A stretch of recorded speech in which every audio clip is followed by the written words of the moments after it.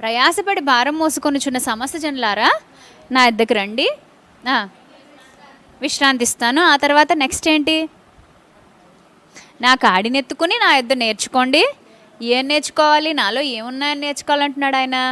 నేను దీన మనస్సు గలవాడను, సాత్వికుడను. ప్రభువుకి ఏమున్నాయంటండి లక్షణాలు?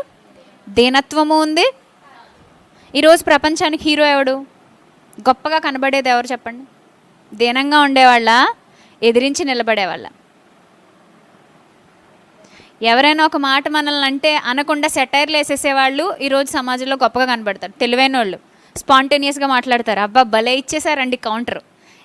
ఇలాంటి వాళ్ళే నచ్చుతారు జనాలకు కూడా. కానీ ప్రభు చూడండి ఎలాంటి విలువైన సందేశం సమాజానికి ఇస్తున్నాడంటే, నేను దీన మనస్సు కలిగిన వాడను, నెక్స్ట్ సాత్వికుడను. ఇది నన్ను అనుసరించే వాళ్ళు ఖచ్చితంగా ఫాలో అవ్వాల్సిన ఒక విలువైన లక్షణం అని చెప్తున్నాడు. ప్రభు ఇచ్చిన అద్భుతమైన ట్రీట్మెంట్ మనసుకిచ్చాడండి. మనం మెంటల్ హెల్త్ గురించి కొన్ని క్లాసులు మాట్లాడుకున్నాం. మైండ్ ఎప్పుడూ ఆరోగ్యంగా ఉంటే నీ చుట్టూ పరిసరాలు కూడా బాగుంటాయి. నువ్వు ఇతరులతో మాట్లాడే విధానం, ఇతరులని హ్యాండిల్ చేసే విధానం బాగుంటుంది. యేసుప్రభు వారు ఒక మాట అన్నారు ఒక చోట, దాని గురించి మాట్లాడుకుంటే గంటల తరబడి క్లాసులు మాట్లాడుకోవచ్చు. ఆ మాట ఏంటంటే, నువ్వు ఇతరులు నీతో ఎలా ఉండాలని ప్రవర్తిస్తున్నావో, ఆశిస్తున్నావో నువ్వేం చేయాలి? వారి ఎడల అదే చేయి.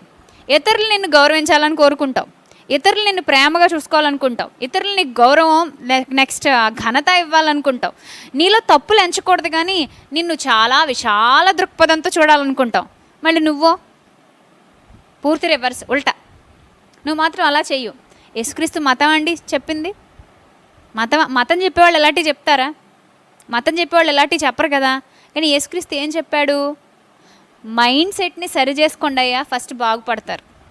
మతం అంటే ఏదో క్రైస్తవం అంటే ఏదో కొన్ని ఆచారాల్లో కుట్టుకెళ్ళిపోవడం అనుకుంటున్నారు. అది కాదండి. మానసిక ఆరోగ్యాన్ని విశాల దృక్పథంతో చూడడం నేర్పినవాడే యేసుక్రీస్తు ప్రభువారు.